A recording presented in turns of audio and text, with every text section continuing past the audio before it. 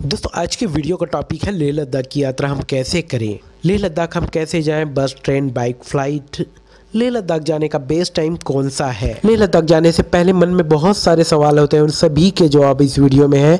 तो यह वीडियो आप आखिरी तक देखें और आपको किसी और वीडियो की तलाश नहीं करनी होगी। वैसे तो लद्दाख के रास्ते 6 से 7 महीने बंद रहते हैं। बंद होने की वजह वहाँ अधिक ठंड होना, रास्तों में बर्फ़ आ जाना, बारिश के मौसम में जुलाई अगस्त में पानी गिरना, भूस्खलन होना और कहीं कहीं बादल फटने का डर रहता है। इस वजह से लेह लद्दाख 6-7 महीने तक पर्यटन के लिए बंद रहता है। लद्दाख की यात्रा करने का सीजन ग्रीष्म ऋतु है। लेह लद्दाख में गर्मी का मौसम अप्रैल से जून तक रहता है और इस मौसम में दिन का अधिकतम तापमान 25 डिग्री सेल्सियस और रात का 5 डिग्री सेल्सियस से नीचे रहता है। अगर आप सितंबर अक्टूबर में जाते हैं तो आपको हल्की स्नोफॉल देखने को मिलेगी। बेस्ट टाइमिंग लद्दाख जाने का जून और जुलाई है। दोस्तों यह आपके ऊपर डिपेंड है कि आप लद्दाख कैसे जाना चाहते हैं। वायु मार्ग, हवाई जहाज के जरिए लद्दाख पहुंचना सबसे अच्छा और तरीका है। यह आसान और सुगम भी है। दिल्ली और श्रीनगर से लेह तक डायरेक्ट फ्लाइट सेवा उपलब्ध है। सर्दियों और गर्मियों की फ़्लाइट की टाइमिंग में अंतर हो सकता है जो मौसम के मुताबिक तय होता है। लेह कुस्को बाकुल रिम्पोची एयरपोर्ट यहाँ का मुख्य एयरपोर्ट है। अगर आप ट्रेन से जाना चाहते हैं तो लद्दाख के करीब रेलवे स्टेशन जम्मू तवी है जो लद्दाख से करीब 700 किलोमीटर दूर है। इससे आगे का सफ़र आपको टैक्सी या बस से तय करना होगा। जम्मू तवी से लद्दाख पहुंचने से में करीब 2 दिन लगते हैं और टैक्सी का किराया भी करीब 9 से 10 हज़ार रुपये है। अगर आप अपनी बाइक से लेह लद्दाख का सफ़र करना चाहते हैं तो लद्दाख जाने के लिए 2 रास्ते हैं। पहला रास्ता, अगर आप श्रीनगर से कारगिल होते हुए लेह लद्दाख जाते हैं तो 412 किलोमीटर का सफ़र आपको तय करना होगा। दूसरा रास्ता, अगर आप मनाली से लेह लद्दाख जाते हैं तो आपको 427 किलोमीटर का सफ़र तय करना होगा। दोस्तों लेह लद्दाख जाने के लिए रास्ते मध्य मई को खुलते हैं और अक्टूबर में अधिक स्नोफॉल हो जाने की वजह से यह रास्ते बंद हो जाते हैं। दोस्तों अगर आपके पास बाइक नहीं तो आपको बाइक रेंट से मिल जाएगा। आप बाइक रेंट से ले सकते हैं मनाली से और श्रीनगर से। दोस्तों अगर आप royal Enfield 350 CC bike rent से लेते हैं तो आपको 1500 रुपये एक दिन का मिल जाएगा। अगर आप royal Enfield Himalaya 411 CC bike लेते हैं तो आपको 2000 रुपये एक दिन का मिलेगा। दोस्तों अगर आप बाइक रेंट से लेते हैं तो दोस्तों इन बाइकों की नंबर प्लेट पीले कलर की होगी और इस बाइक से आप सिर्फ लेह लद्दाख तक जा सकते हैं क्योंकि यह कमर्शियल बाइक है। आपको लद्दाख जाकर और दूसरी बाइक रेंट से लेनी होगी। अगर आप अपने प्राइवेट बाइक से जा रहे हैं जो आपके भाई या पिताजी के नाम में हो या आपके नाम में है तो आप उस बाइक से लद्दाख के साइट सीन देखने जा सकते हैं।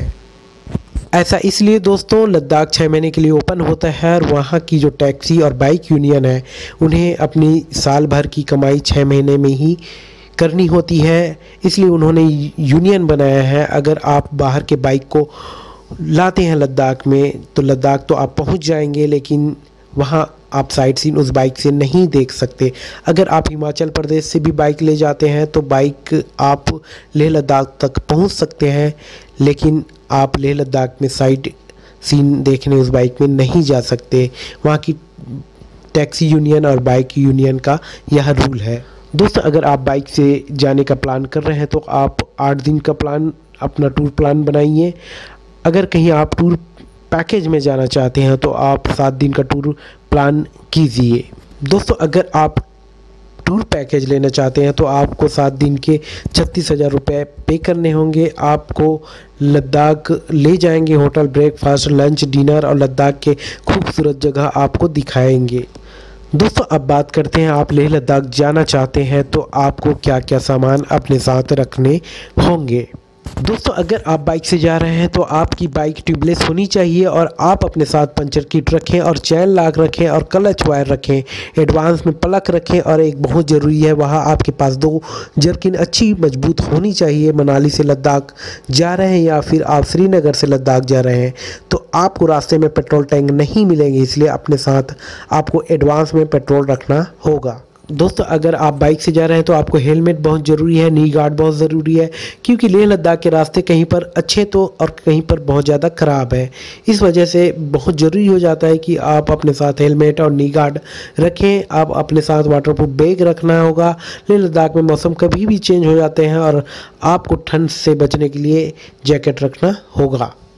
दोस्तों लेह लद्दाख में प्रीपेड सिम काम नहीं करता। आप पहले से BSNL का पोस्टपेड सिम खरीदें जिससे आप अपने घर के लोगों से कनेक्ट हो सकें। दोस्तों अगर आप मनाली से जा रहे हैं तो आप आधे रास्ते पहुंचकर एक स्टॉप ले लें। फिर आप श्रीनगर से जा रहे हैं तो श्रीनगर से कारगिल 201 किलोमीटर दूर है, आप वहां स्टॉपेज ले फिर दूसरे दिन आप लेह लद्दाख के लिए रवाना हो सकते हैं। इससे आपके शरीर को आराम भी मिल जाएगा। दोस्तों अगर आप अपने प्राइवेट कार से जाना चाहते हैं तो आप जा सकते हैं, लेकिन उनकी इंजन चेंबर ज़्यादा नीचे ना हो। आपको पता है दोस्तों लद्दाख के रास्ते कई जगह इतनी ख़राब हैं कि आपकी कार की चेंबर तोड़ सकते हैं, इसलिए आप बोलेरो ले जा सकते हैं, स्कॉर्पियो या फिर MUV ले जा सकते हैं, डस्टर भी ले जा सकते हैं और हाइट कार ही उन्हें आप ले जा सकते हैं जिसकी इंजन ज़मीन से ज़्यादा हाइट हो।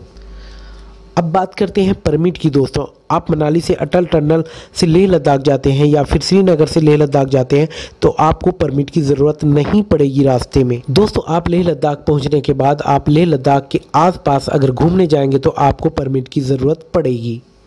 आपको परमिट लेह लद्दाख में DM ऑफिस में मिलेगा या फिर इसे आप ऑनलाइन ले सकते हैं। लिंक नीचे डिस्क्रिप्शन में शो हो रहा है या फिर आपके स्क्रीन में भी शो हो रहा होगा। दोस्तों परमिट का आपको 400 रुपये लगेगा। यह परमिट आपका 1 साल का रहेगा और प्रतिदिन 20 रुपये आपको लद्दाख अगर आप यात्रा करते हैं उसके हिसाब से परमिट बनेगा। जैसे आप लद्दाख 5 दिन यात्रा करते हैं तो आप 400 प्लस 100 बराबर 500 होगा। ऐसे ही आप अगर लद्दाख साइट सीन 5 दिन से अधिक देखना चाहते हैं तो फिर आपको और पैसे देने होंगे। दोस्तों आप जब भी परमिट लें आप उन सभी जगहों का विवरण परमिट में दें जहां जहां आप लद्दाख की साइट सीन देखने जा रहे हैं। अगर आपने उन जगहों का विवरण नहीं दिया और नहीं लिखा परमिट में तो फिर आप उस जगह नहीं जा सकते। आपको सभी जो साइट सीन आपको देखना है उसका नाम लिखना है। जहां जहां आप जा रहे हैं वहां नाम आप परमिट में लिख दें। लेह लद्दाख में होटल 640 में उपलब्ध है और हॉस्टल आपको 399 में आसानी से मिल जाएगा। दोस्तों अब बात करते हैं खाने का बजट कितना आएगा एक दिन का। लद्दाख 6 महीने के लिए ओपन होता है और 6 महीने के बाद बंद रहता है, इस वजह से वहाँ खाने की भी कीमत थोड़ी ज़्यादा है। 3 टाइम के खाने का आपको 500 से 600 करीब खर्चा आएगा। आप एक टाइम का खाना खाते हैं तो आपको 150 से 200 रुपये तक पेमेंट करने होंगे। दोस्तों अगर आप लेह लद्दाख पहले दिन पहुंचे हैं तो उस दिन आप local sightseeing monastery Leh palace देख सकते हैं। दूसरे दिन आप पैंगोंग झील जाने के लिए अलग से परमिशन लेनी होगी। अगर आप टैक्सी में घूमनेंगे तो टैक्सी वाले आपके लिए खुद परमिट निकाल लेंगे या फिर आप DM ऑफिस जाकर निकालें या ट्रैवल एजेंट से आप परमिट ले सकते हैं। तीसरे दिन आप नुब्रा वैली जा सकते हैं या फिर आप तासो मेरेरी। चौथे दिन आप लेह मार्केट देख सकते हैं। अगर आपको कुछ खरीदना है तो आप वहां खरीद सकते हैं। तो दोस्तों 2 दिन लेह जाने और 4 दिन लेह की साइट सीन देखने का, फिर 2 दिन वापसी का समय, टोटल 8 दिन होगा दोस्तों। या फिर आप अपने हिसाब से अपने ट्रैवल की प्लानिंग कर सकते हैं। दोस्तों अब लास्ट में हम बात करते हैं कि कितना बजट आएगा अगर हम बाइक से जाते हैं या ट्रैवल पैकेज में या फिर हम अपने कार से जाते हैं। दोस्तों अगर आप अपने बुलेट से जाते हैं तो आपको लगभग 21,000 रुपये खर्चा आएगा। दोस्तों अगर आप अपने प्राइवेट कार से जा रहे हैं तो 4-5 ग्रुप में जाते हैं तो सभी को जोड़कर आपके पेट्रोल, आपके होटल का, आपके खाने का सभी बजट जोड़ के एक व्यक्ति का खर्चा आएगा 11,000 रुपये। अगर आप ट्रैवल पैकेज में जाना चाहते हैं तो 6 दिन 5 रातें टूर पैकेज 36,000 रुपये लगभग आएगा खर्चा। दोस्तों लेह लद्दाख के लिए अलग अलग ट्रैवल पैकेज उपलब्ध हैं।